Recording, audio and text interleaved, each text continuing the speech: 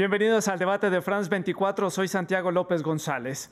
Siguiendo los pasos de Europa, los países de América Latina adoptaron las medidas de confinamiento y de cuarentena para hacer frente a la pandemia del COVID-19.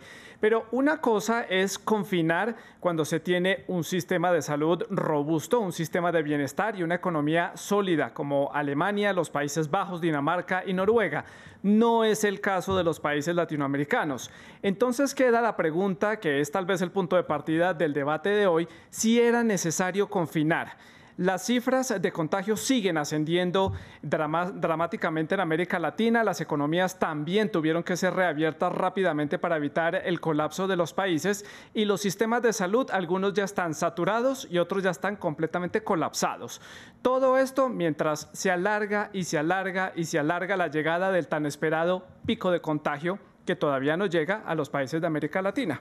Para analizar este tema vamos a saludar a Gabriela Calderón. Ella es investigadora ecuatoriana del Instituto Cato. Nos acompaña desde la ciudad de Guayaquil, en Ecuador. También está con nosotros el señor Enrique Siwach. Él es economista, exdirector del Banco Central de la República Argentina y ex vicepresidente del Banco de la Nación. Y nos acompaña también en este debate Marisa Lorena Torres, médico epidemióloga de la Universidad Católica de Chile. Nos acompaña desde la ciudad de Santiago, la capital de este país suramericano. Los invito para que ustedes nos dejen su opinión. Es muy importante conocer qué es lo que ustedes piensan sobre estos temas, cuáles son sus opiniones y cuáles son las preguntas que tienen. Por eso los invito para que dejen sus comentarios a través de las redes sociales del canal, @France24-ES y @Santilogo, mi cuenta personal. Deje todos los comentarios con la etiqueta numeral El Debate F24. Tenemos el tema, tenemos los invitados. Quiero comenzar con Gabriela, nuestra invitada desde la ciudad de Guayaquil, en Ecuador. Si tal vez confinamos demasiado pronto para el contexto latinoamericano, teniendo en cuenta que son países que tenían economías ya muy golpeadas, sistemas de salud que no abarcan en algunos países el 100% de los territorios, sino hay una garantía de seguridad social para todos los habitantes, sino en algunos casos para aquellos que la pueden pagar, o si tal vez fue muy tarde simplemente para hacerlo, dependiendo del caso. Buenas noches, gracias por la invitación. Yo creo que es muy temprano saber a estas alturas, con lo poco que todavía sabemos acerca del virus, cuáles fueron el mix de políticas más adecuado. De los datos que hay comparativos a través de distintos países, lo que está surgiendo, por ejemplo, de un estudio realizado por MIT, es que la medida más efectiva ha sido el distanciamiento social, que reduce, digamos, el contacto entre las personas en un 50%. Aquellas medidas de quedarse en casa, shelter in place, como dicen en inglés, aumentan este distanciamiento en un 5% a un costo económico enorme. Entonces, en el caso de Latinoamérica, según el Premio Nobel de Economía Angus Deaton, esto sería incluso más difícil de implementar, ya que en muchos casos, y él se refería a países en vías de desarrollo, no solo América Latina, en muchos casos no hay muchos sistemas de salud del cual hablar, porque de por sí ya es de capacidad limitada, y encima las personas viven en pueblos donde, digamos, hay mucho hacinamiento, el distanciamiento social es realmente impracticable en esas condiciones. Entonces, realmente lo que hace el confinamiento es, de cierta manera, digamos, achatar la curva, pero eventualmente hay que volver a salir porque es insostenible, incluso para aquellas economías de ingresos más altos. El señor Enrique Siwach, o Siwach, ya me corregirá usted la pronunciación de su apellido, en Argentina, en la ciudad allí en Bellavista, en la provincia de Buenos Aires. ¿Cuál es su opinión al respecto? Bueno, a ver, primero me parece que no hay un dilema entre confinamiento y no confinamiento. Me parece que el confinamiento es un instrumento bastante primitivo, por cierto, se usaba ya en otros siglos, que fue necesario lo hicieron todos los países. Primero, para entender de qué se estaba hablando, es decir, fue un virus que no se conocía mucho. Segundo, para empezar a desarrollar un poco los sistemas de salud que estaban son el caso latinoamericano, el caso argentino, con pocas camas de terapia intensiva, con pocas camas para el tratamiento de los enfermos, y evitar un colapso del sistema, y tercero, para empezar a trabajar en la focalización, digamos, en poder entender los protocolos para volver a la actividad. El drama o el problema es que este confinamiento, en el caso argentino, que es el más grande de todos, el más largo de todos, estas etapas no se han cumplido en esa secuencia. Se desarrolló en parte el sistema hospitalario, no lo suficiente, no se trabajó en protocolos para liberar la economía más rápido y no se trabajó en el confinamiento focalizado para atender justamente las poblaciones que no pueden, como sugería Gabriela recién, que era la solución, trabajar con distanciamiento social. Poblaciones de barrios vulnerables, el transporte público, el hacinamiento en geriátricos o en hospitales o en los lugares que fue el caso europeo.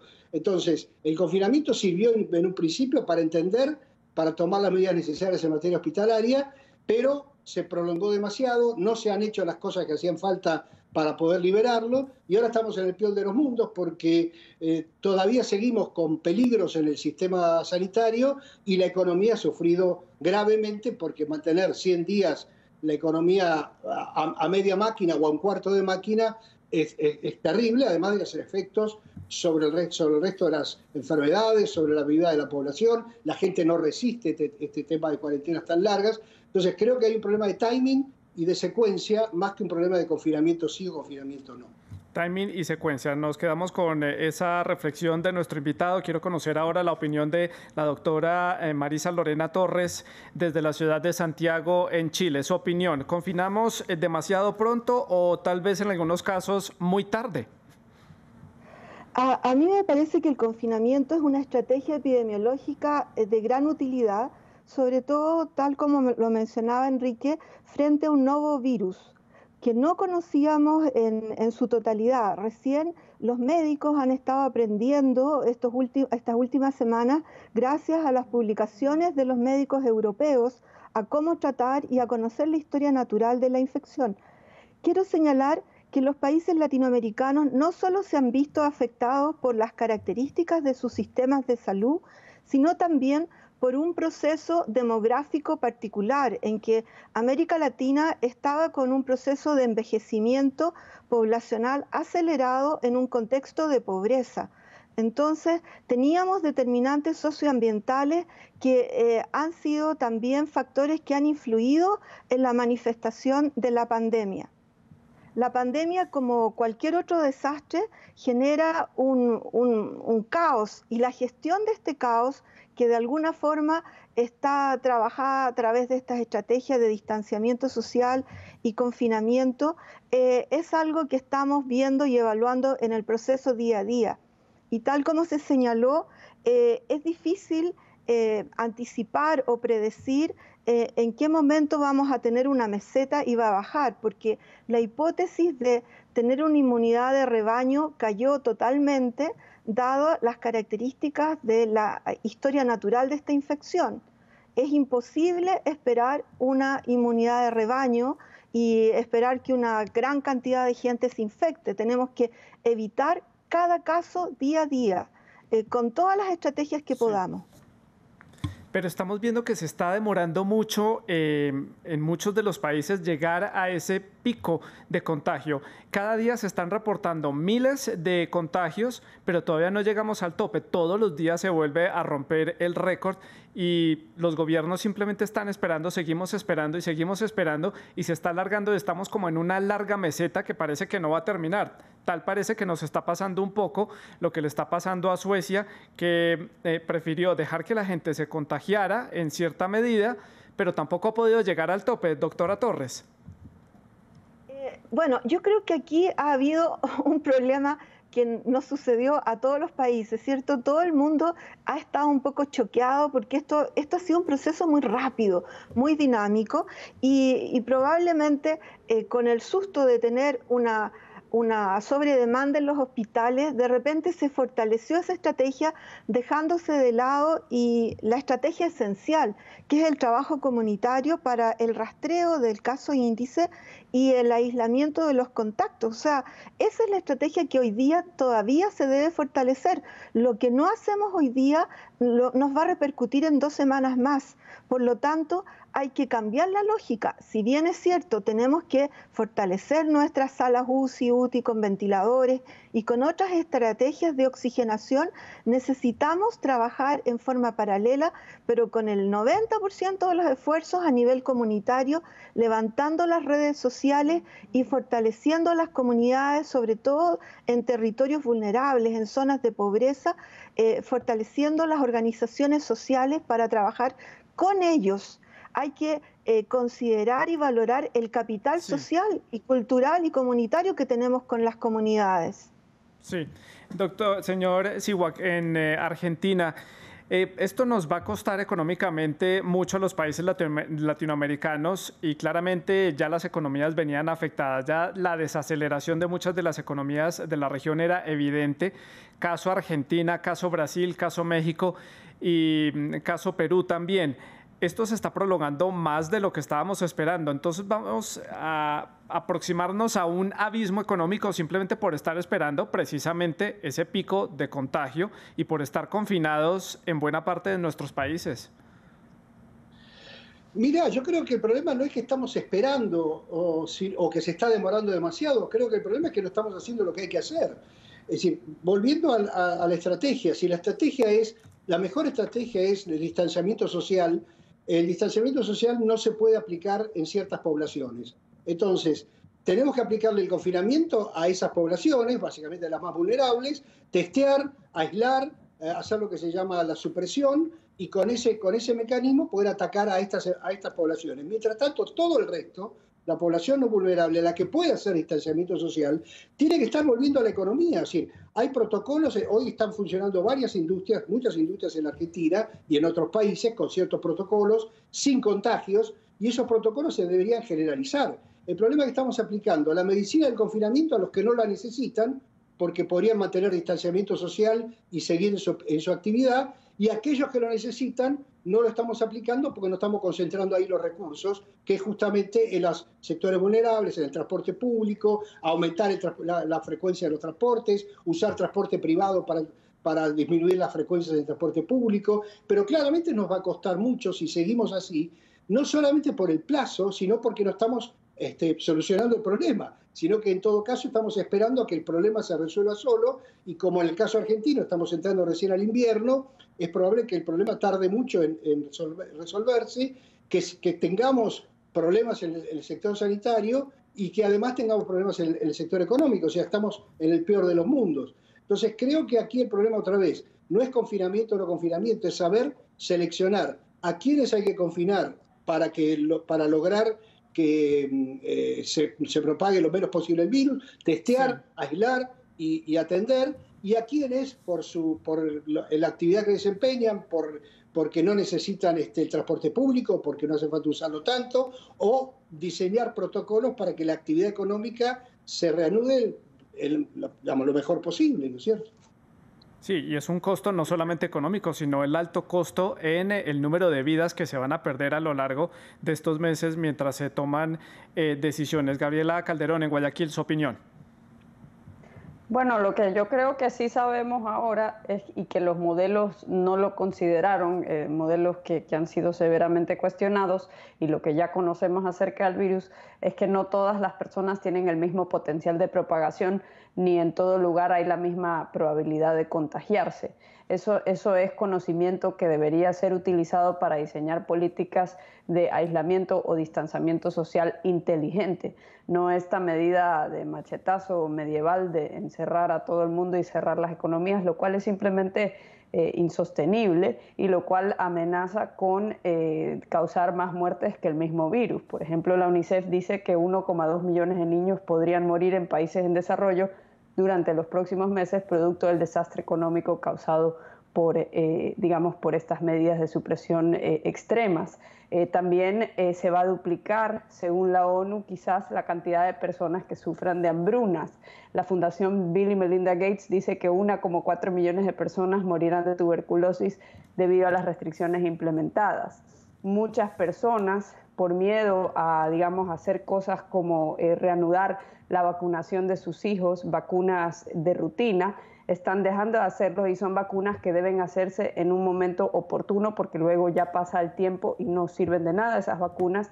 Esto también puede causar muertes adicionales. De manera que si estamos viendo solamente esta variable, podríamos terminar causando muertes por otro lado. Entonces creo que sí, como dice Enrique, hay que pasar a analizar medidas de distanciamiento social que no sean tan extremas, que permitan reanudar la actividad económica en la mayor medida de lo posible, porque es que lo más probable es que no encontremos la vacuna este año, puede ser una cuestión de por lo menos unos 2 años más, y lo más probable también es que se encuentre un tratamiento antes de que se encuentre una vacuna, de manera que tendríamos que empezar a tratar de aprender a convivir con este virus.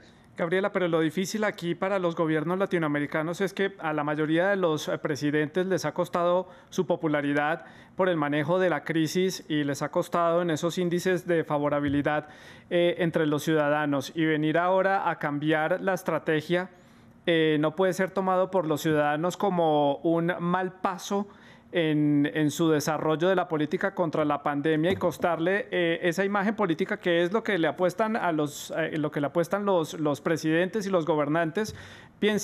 Parece que piensan primero en su imagen, en su desempeño, que en lo que tienen que hacer para poder salvar a los ciudadanos.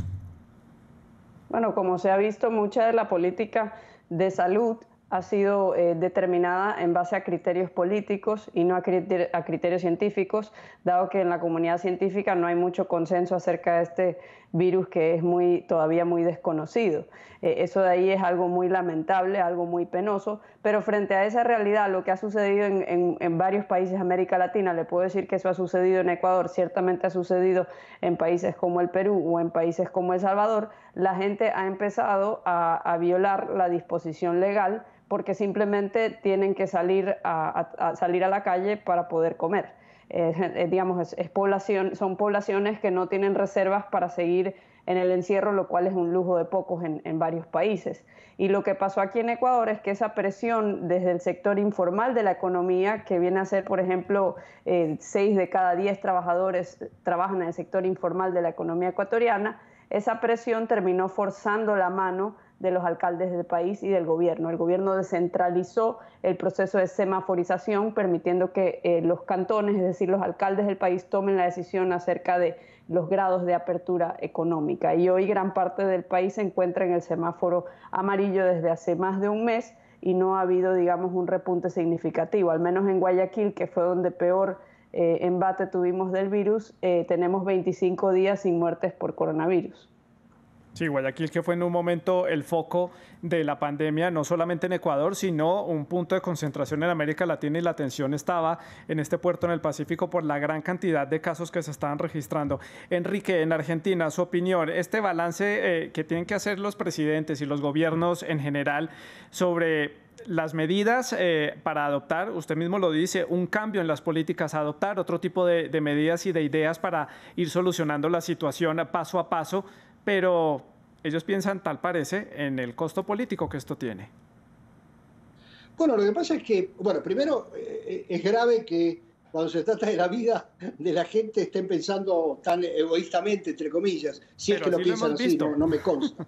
Pero lo segundo es que justamente si no se cambia la estrategia, van a terminar pagando el costo político igual, porque esta estrategia está demostrando que no está funcionando. Es decir, la Argentina se tomó 100 días va a llegar a 100 días de cuarentena con la excusa, o por hecho con el objetivo, de que el sistema de salud no colapse. Y ahora todos los días nos anuncian que el sistema de salud está al borde de colapso.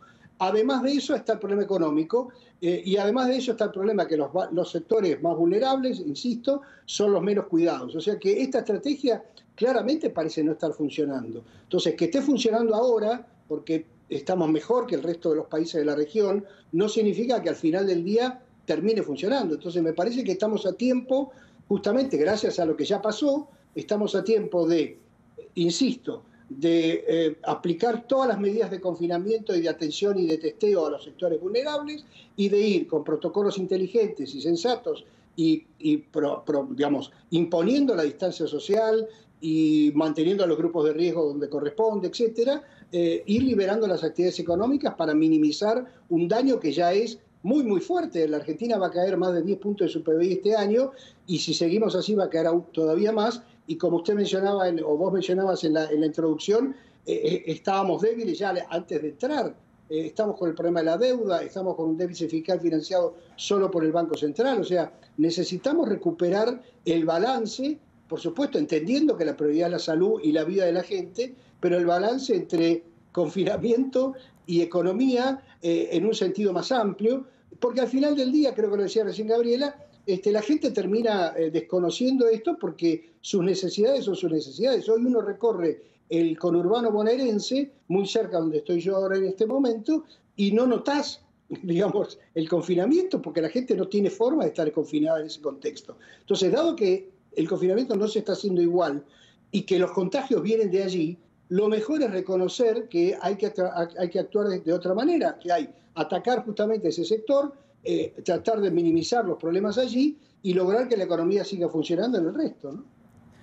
Doctora Torres, en la ciudad de Santiago, en Chile, a usted tal vez le puede pasar como a mí que nos llama la atención el caso de Uruguay en particular, que es un país que precisamente no hizo un confinamiento obligatorio en todo el país, hizo un confinamiento voluntario y las personas, cerca del 90% de la población, prefirió quedarse en sus casas y dejar de hacer sus actividades a menos que fuera absolutamente necesario. Hoy es visto a nivel internacional como uno de los países que está ganándole la batalla a la pandemia a nivel mundial, no solamente en la región de América Latina. ¿Qué tiene Uruguay que no tiene un país, por ejemplo, como el suyo, Chile, que es nuestro rumbo a seguir, nuestro ejemplo a seguir con un sistema de salud aparentemente robusto, o como Costa Rica, que también tiene un sistema de salud robusto y que ahora está empezando a tener una segunda ola y está empezando a aumentar el número de casos allí, y otros países grandes de la región que tienen un apoyo económico grande, pero no han logrado manejar la situación? Uruguay, con 3.5 millones de habitantes, le está haciendo frente a la pandemia. Ya, yo voy a sacar algunos mitos en relación a nuestro sistema de salud. Nuestro sistema de salud es bastante bueno, pero hemos tenido un problema que la atención primaria de salud está desvinculada del sector secundario y terciario. Esto a raíz de la municipalización de la APS, de la atención primaria. Entonces, desde que comenzó la pandemia, los alcaldes estaban exigiendo que los empoderaran tanto en información como en recursos para poder actuar, pero no había una coordinación entre el Ministerio, Seremi y APS, y eso por un problema legislativo que lleva alrededor de 20 años. Esta situación cambió hace aproximadamente 3 semanas, parece algo ridículo, pero hace 3 semanas una ley permitió que las Seremis pudieran articularse con la APS y darle poder para trabajar en una vigilancia epidemiológica activa. Hace una semana hubo un cambio de estrategia en que se tomó en consideración lo que se había solicitado por parte de los salubristas y epidemiólogos, en que había que reforzar el rastreo y el confinamiento de los casos, dándole esta potestad, digamos, a la atención primaria. O sea, se cambió la estrategia hace una semana de trabajar en atención terciaria y preocuparse justamente en el trabajo comunitario. Ahora, la diferencia probablemente con Uruguay que usted menciona, eso debe ser una situación fortuita. Al comienzo, aquí en la región metropolitana, habían confinamientos dinámicos y eso lamentablemente no limitó el traslado de gente de distintos sectores y con distintos riesgos, y eso facilitó que se mantuviera la transmisión en distintos estratos socioeconómicos. A mí me parece que probablemente el confinamiento total del 90% de una comunidad en un momento determinado, sobre todo cuando estaba comenzando la pandemia, probablemente fue un gran acierto. Sí. Y si la comunidad estaba empoderada en hacerlo bien, fue fantástico. Pero esa situación lamentablemente no se dio en Santiago de Chile. Y en Argentina, Enrique, ¿qué piensa usted de lo que han hecho sus vecinos, que es tal vez el país que saca la cara por la región, aunque todavía no pueden sacar banderas de victoria, ellos mismos lo han dicho?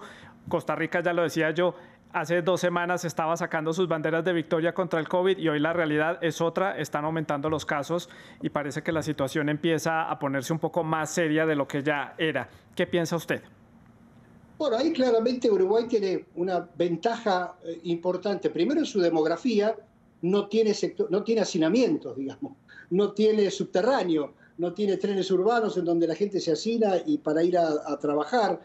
Tiene un contexto cultural, sociopolítico claramente diferente. Vos lo mencionabas, 90% de la población lo acató sin necesidad de un acatamiento obligatorio. Es decir, Uruguay tenía justamente es la parte de, si vos querés, de la parte de todos los países latinoamericanos que no necesitan el confinamiento cerrado porque no hay hacinamiento, no hay transportes públicos masivos y la gente se desplaza en zonas, o mejor dicho, en distancias más cortas. Entonces, allí tuvieron esa ventaja, digamos, natural o estructural, mejor dicho, sí. Y además aplicaron medidas inteligentes en términos del confinamiento, del distanciamiento social, etcétera. Así que claramente hay una prueba, una muestra de que en poblaciones, sea de un país, sea de una región, sea de una ciudad donde no hay, donde se puede evitar o se puede mantener el distanciamiento social sin confinamiento, sin hacinamiento, sin transportes públicos, sin geriátricos, claramente hay una ventaja respecto del resto. Sí. Pasa en la propia Argentina, cuando vos mirás provincias de la Argentina distintas del AMBA, del área metropolitana, donde hay muy pocos casos, en algunos ha habido poco, ha habido alguno, en otros no ha habido ninguno, en otros hay casos 40, 50, 60 casos y no los 2.000 casos diarios sí. que tenemos en el área metropolitana. Yo le añadiría a esos puntos que usted detalla de Uruguay, tal vez la conciencia ciudadana, la conciencia y también la fortaleza del Estado, que la gente le cree tal vez al Estado y a las instituciones en ese país, contrario a lo que sucede en otras naciones de América Latina. Su opinión, Gabriela, en Guayaquil. Bueno, lo que también sabemos ahora en base a las regiones que han sido entre las más golpeadas del mundo, como por ejemplo Italia o mi propia ciudad, Guayaquil, la opinión de doctores en estas localidades es que la carga viral ha disminuido significativamente. Ese es otro factor a considerar. Y esto podría estar detrás del hecho de que aquí tenemos más de un mes de haber reanudado la actividad económica. Aquí en las calles de Guayaquil ya hay tráfico. Hemos vuelto a casi una total normalidad. Por supuesto que no hay eventos masivos y siguen suspendidos los colegios, pero digamos no ha habido repuntes. De hecho, esto sigue cayendo y no se sabe si esto vendría a ser por una especie de inmunidad colectiva, porque se cree que por lo menos un 40% de la población de la ciudad llegó a infectarse. Sí. O si sería porque la carga viral ha disminuido de esa manera tan significativa. De manera que igual, así no haya llegado una localidad a ese nivel de infecciones ya en Latinoamérica, considerando en algunas partes 100 días de aislamiento, realmente es digamos, una hipocresía esperar que la población de ingresos bajos siga respetando esa imposición. Sí. Es realmente una cosa inviable. Claro. Gabriela, continúo con usted, ya me quedan pocos minutos para finalizar el programa. Estamos en la mitad de esta situación, no hemos llegado al pico, estamos con la apertura escalonada del desconfinamiento y de la economía de nuestros países en la región. Ustedes tres han coincidido en que hay que hacer cambios y que hay que adoptar otras medidas para seguir sobrellevando la situación. Dígame 2 puntos para construir aquí como una serie de pasos sobre cuáles serían esas medidas que usted le apostaría. Deme 2. Bueno, yo creo que hay que aprender de aquellas empresas, aquellos sectores de la economía que nunca pararon, que lograron seguir operando tomando medidas de bioseguridad, y yo creo que esto debería ser extendido hacia la mayor cantidad posible de sectores, aceptando que vamos a tener que aprender a convivir con esto. ¿Y el segundo? Y bueno, el segundo, que el confinamiento por sí solo no combate el virus. Lo que combate el virus son medidas adicionales como aumentar la capacidad del sistema de salud o mejorar el tratamiento o mejorar la detección temprana del mismo virus, ya que el pronóstico es mucho mejor si se detecta temprano. Sí. Eso ha mejorado mucho el tratamiento aquí en Guayaquil y yo creo que ahí hacia eso se deberían apuntar los cañones en aquellos países que no han tenido altos niveles de infección y que ya no les queda otra que empezar a abrir. Enrique, sus dos puntos para considerar como unas reformas o medidas a tomar a partir de este momento para seguir haciendo frente a la situación. Bueno, en síntesis lo que hemos estado hablando, ¿no es cierto?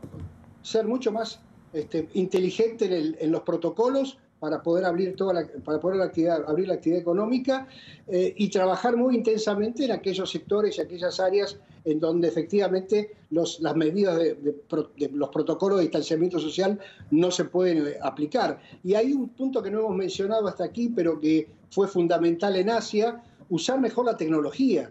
Es decir, aún en América Latina los celulares funcionan y están a disposición de todos, inclusive de gente de menores recursos.